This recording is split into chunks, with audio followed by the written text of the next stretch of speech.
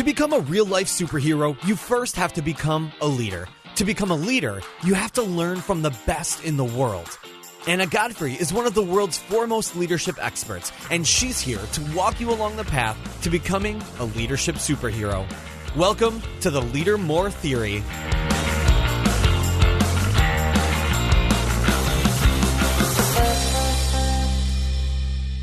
Hey everyone, you are listening to the Leader More Theory. To be more, you must leader more. I'm Anna Godfrey, and I want to personally thank you for supporting the Leader More Theory. I am so excited and happy that you're here with me today.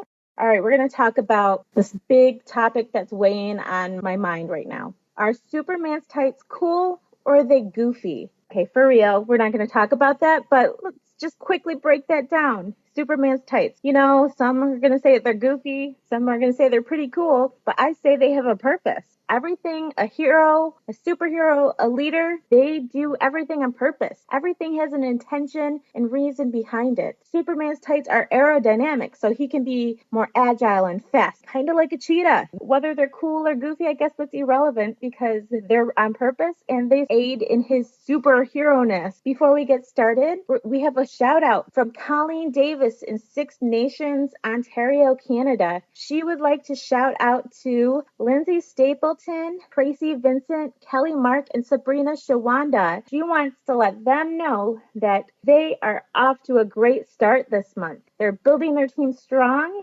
and they are very close to promotion. As a leader, we pray for people like you. We pray for leaders like you to come into our organizations, our teams, and we are so blessed to have people like Lindsay and Tracy and Kelly and Sabrina to work side by side with, to go on this journey with. Colleen believes in you and I believe in you too. For the Nerd Girl SEO segment of the day, we're going to be talking about Twitter. I am head over heels for Twitter lately. Some formalities. My Twitter handle is Anna Godfrey Live, so you do the little @ Anna Godfrey Live. If you want to shout out to me on Twitter, don't forget to use our podcast hashtag Leader More. Have you seen the new Twitter profiles yet? The layout, it's huge. It reminds me of like Google Plus and Facebook, which is good because so similar to Facebook and Google. I think more people are going to start using Twitter. I think it's going to be more user friendly for them. So I love the eye-catching covers. You don't want to look up the dimensions for the header for Twitter, but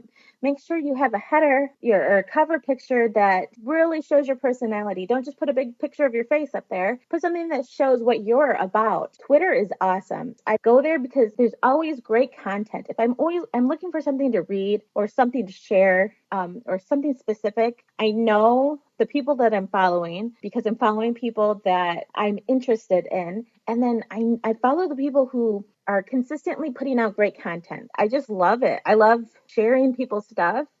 It's just so easy to click that retweet. If I like something, I'm going to share it with the world. So that is definitely the purpose of social media and Twitter, to really put our stuff out there, but help promote other people's stuff. There's so many people out there with great ideas and great personalities, and they're doing great work.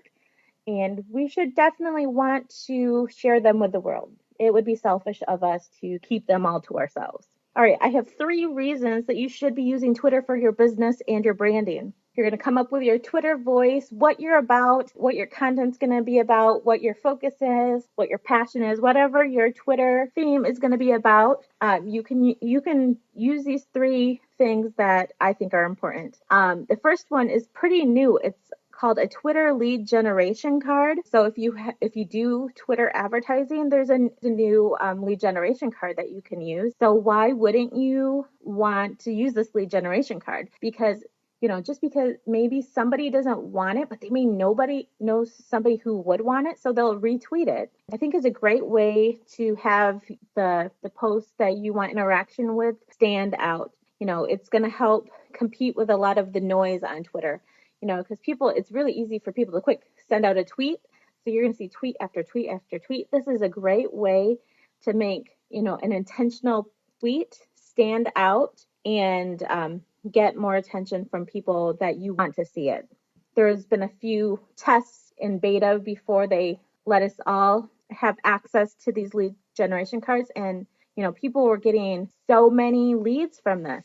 So I definitely think it's worth a try. So if your leads for your business are a little bit dry, I think this is a fresh way to start generating some leads. All right, I'm just going to reiterate my second point, but there are 5 million tweets every day. So that means there are people using Twitter. So 500 million tweets every day means there are millions of people tweeting, and that's millions of people that you have access to. Get on Twitter and start, finding your way around, get comfortable tweeting. My third and final point and reason to use Twitter is it's your chance to be creative. If you're interested in marketing at all, you are probably creative and you're going to jump at every chance that you have to be creative. You have 120 characters to get your point across. So what this does is it cuts out the fluff. It cuts out all that junk, and it makes you get straight to the point, but you want to say your point in a way that catches people's attention. That's going to make them want to retweet it, or that's going to make them want to follow the link to the blog. This is your chance to be creative. So get Twitter-tastic and Twitterific and start tweeting. And I really want to see your amazing cover photos now that you have this chance to have this nice, big, pretty cover photo. So follow me at Anna Godfrey Live. Use our podcast hashtag LeaderMore, and I can't wait to read what you're saying on Twitter. If you are new to social media, or you want to learn more about how to use social media with your business, you need some basic tips, go to www.nerdgirlseo.com and you can get your copy of my basic social media guide for $29, and you get access to VIP access to all of my video tutorials that I have come up with thus far, and I will be updating that as I make more. Again, that's nerdgirlseo.com to get your basic social media guide. All right, we're going to be chatting about how to find your strengths and focus in on them. We want you to hone in on that superpower, if you will.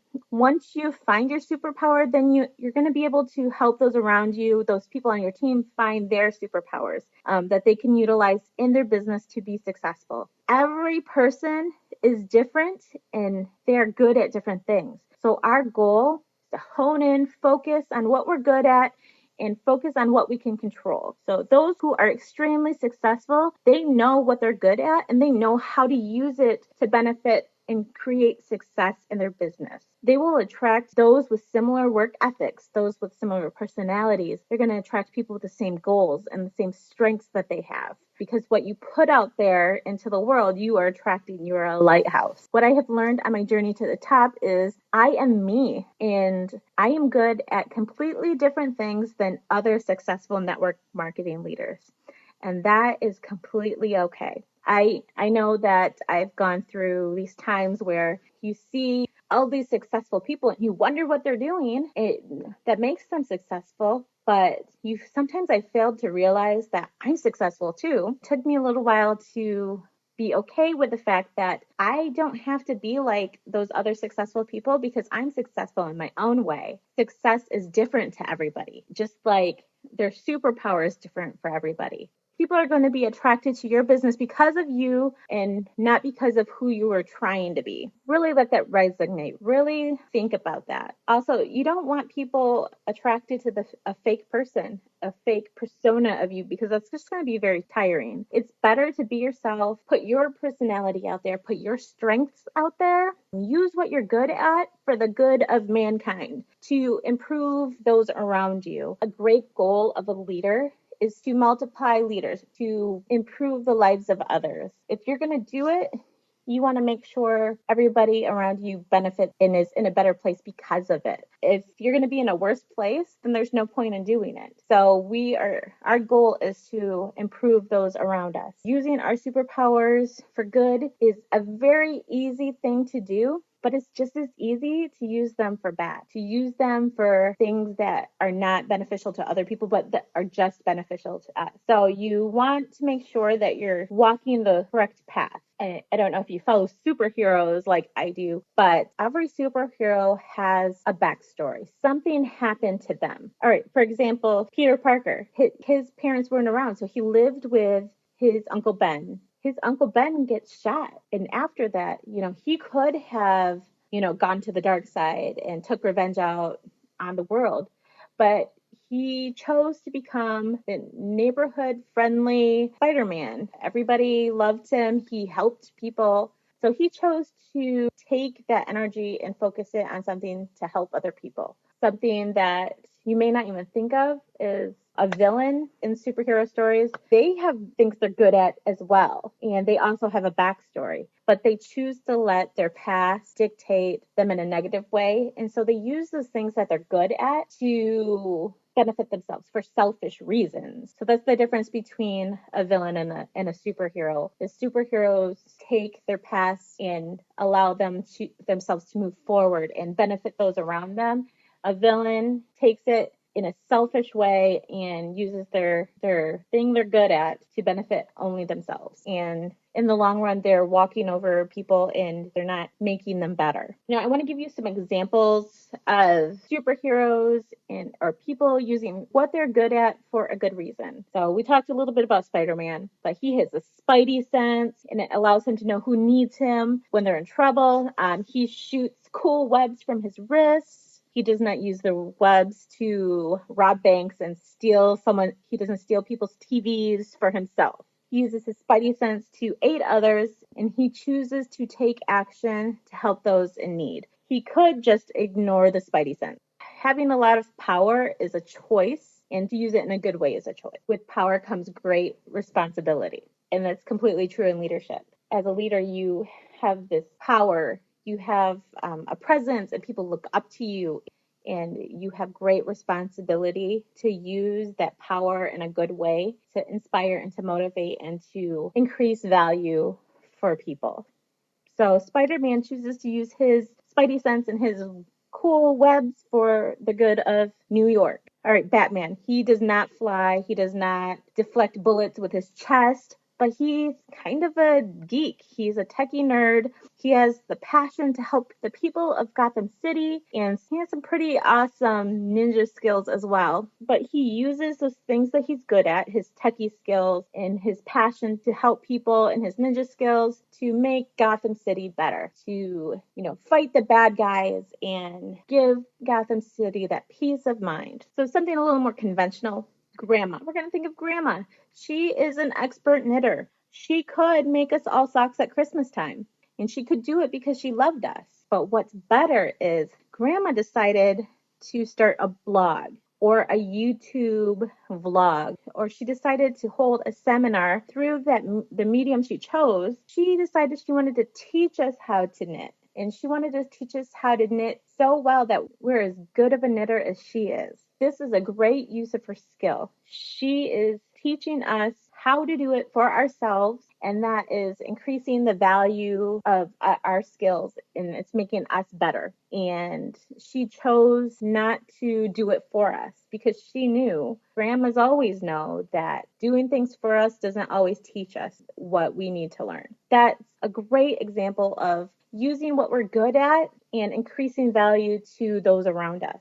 Those people interested in that skill that we have, and their skill is going to increase as well because they have an expert leading them and teaching them. All right, I have some exercises. I really do want you to take this seriously. I want you to take out your pencil, pen, paper, crayon. I have children, so I write a lot in crayon and marker. I want you to write down and break down what you spend your day on, how you spend your time. What are you doing? What is income producing? What is filler activity? Filler activity is things that you do that take up time that don't make you money.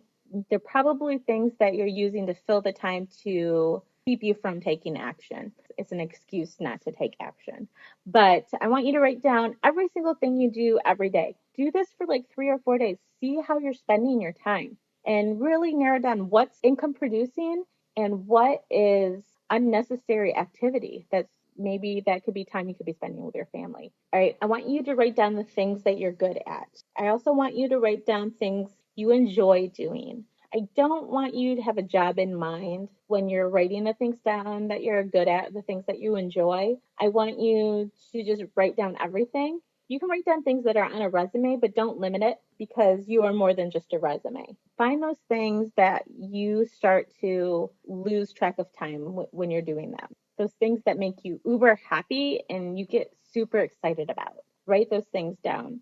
Because I guarantee as you're writing all of this down, you're going to see patterns. You're going to see a lot of these things are kind of tied together. The things that you are so excited about, a lot of them are very similar. I want you to write down the things that you enjoy doing or things that you are good at doing, but maybe somebody else may hate doing. They may not be good at it naturally, but you're naturally good at it. And last but not least, I want you to sit down in detail.